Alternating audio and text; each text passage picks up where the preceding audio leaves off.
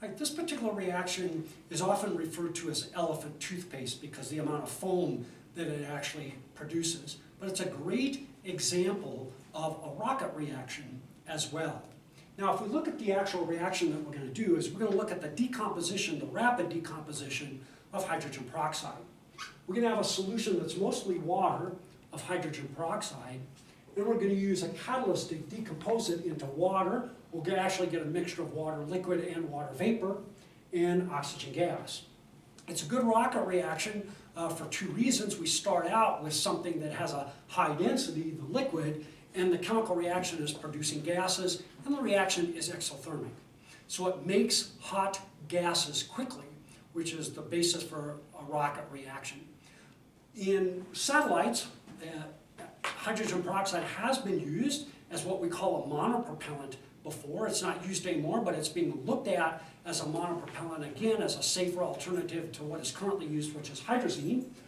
But it's a good propellant because it's easy to decompose. There's lots of catalysts that work really, really well for it. You pass it over the catalyst bed, you get the hot gases very, very quickly. And we're going to be able to see that here as well. We associate rockets reactions with a flame coming out the back end of the rocket, but it doesn't have to be. It's got to be a reaction that makes gases, makes them hot, and makes them quickly. And Alexa is going to help me out on this. I'm going to pour the hydrogen peroxide solution into this graduated cylinder. And then I'm going to pour some dishwashing soap on top of it. The dish liquid is going to serve to capture the gases, the product gases that are being produced here, so they'll be easier to see. It's going to capture them in the form of some foam. And now we're going to add the catalyst. And we're going to use a solution of potassium iodide. If you pick up the beaker, I want you to hold it so the lip is touching here. And then when I tell you to pour it in, pour everything into there carefully but quickly, then move your hand out of the way. Go ahead and pour it. And move your hand.